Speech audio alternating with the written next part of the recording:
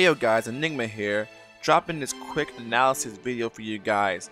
I want to make this sort of a continuation from my top 10 wish list. If you haven't seen that video, after this video, please go over there and check this out to cross-reference what I'm talking about in this video.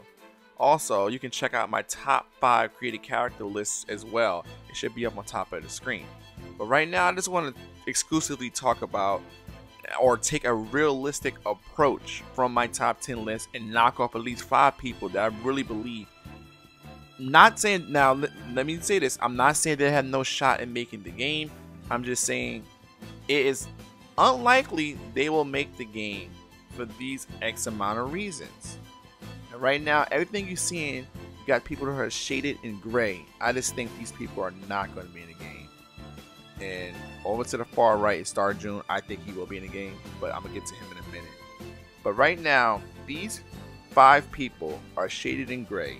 I'm gonna start off with Genkai. Genkai, I have a video of female characters I think should make the game. I think Genkai should be one of them. Genkai is popular.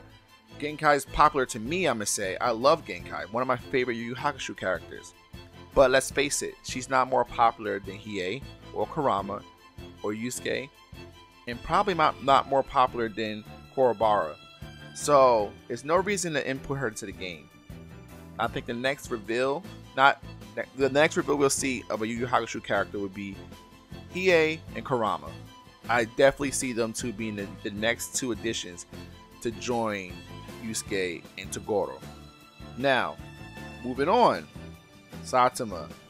Him and both Yo are not going to be in the game because I believe Weekly Shonen Jump doesn't have any rights to those characters. I know they don't have the rights to Yo. Now, Saitama is tricky because he's a part of Shonen Jump and the United States magazine. I don't think he's a part of the Weekly Shonen Jump. If he can somehow be DLC, that would be awesome. But I don't think it's likely he would make the game. I remember them saying in, I think, an interview that he wasn't going to be a part of the game. But hey, I have high hopes. I'm hoping that he does make the cut. I'm definitely hoping Yo makes the cut, but I don't see that actually happening. Now we're moving on to Kazukimoto. I don't think he's popular enough to make the spot.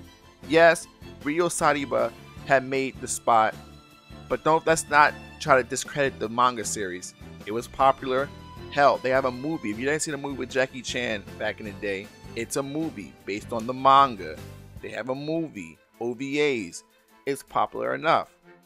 I don't think Kazukimoto is going to be able to make the game. If he does, hell, that's great.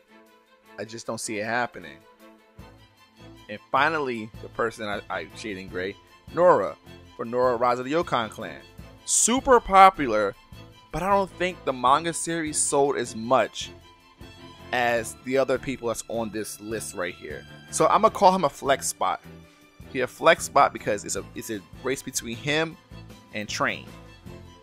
Now remind you guys, I told you before, I want these people in the game. I'm not saying I don't want them in the game. I'm saying they're not likely to make the cut. I'm gonna move on to why I chose these 5 to make the cut. So including Ryo Saiba into the game opens new doorways for characters such as Goku Dara and definitely Train. Okay, I think having Train on my list at number 5 is just a cop-out excuse to add another long-range character. I mean, Ryo Saiba already opened the doorway for these guys. I would love to see Goku Dara and Suna be the 2 characters from Hitman Reborn to be added to the game. And I think Train would be another exception to the rules of having a long-range character. We didn't see anybody having long-range attacks until just now. We're not talking about projectiles like Vegeta and Goku. We're talking about pistols. Okay, so I think Train has a good shot of being either DLC or in the game. So now we're going to move on. Now, my number 4 person, you see Yugi here. Obviously, Yugi is being used the same way you would see a stand being used. So why not add Dio to the game? Dio and Jotaro. I think Jotaro might be either the most popular JoJo. It's probably second to Joseph. Okay, so why not add Dio, who is the most popular JoJo villain of all time, and Jotaro to the game, I think Dio has a really likely a good shot of being in the game. And I'm gonna move on to my number 3 person, which obviously has to be Yuma Kuga. Okay, now remember his manga was on hiatus because something happened to the mangaka, but now it's back and better than ever.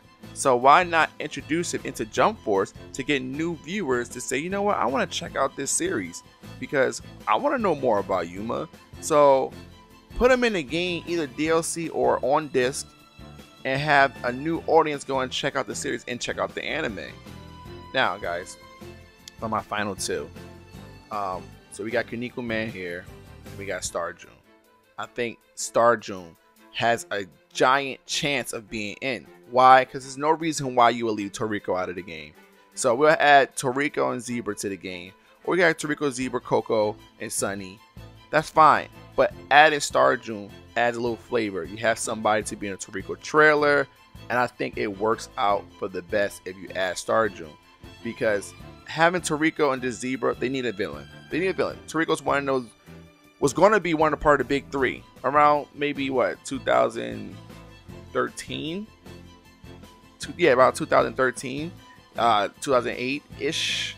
He was really popular, the whole manga series, and he sold a lot of copies. So I'm thinking adding Star June to the mix with Tirico and Zebra would be a good trio for the Tirico manga inclusion. And finally, guys, Kuniko Man. I'm tired of beating that with a bat. We know why he should be in the game. He is one of the greatest mangas in Shonen Jump history. But anyway, guys, if you like this video, don't forget to like, share, subscribe, and got more videos coming for you guys. Thanks.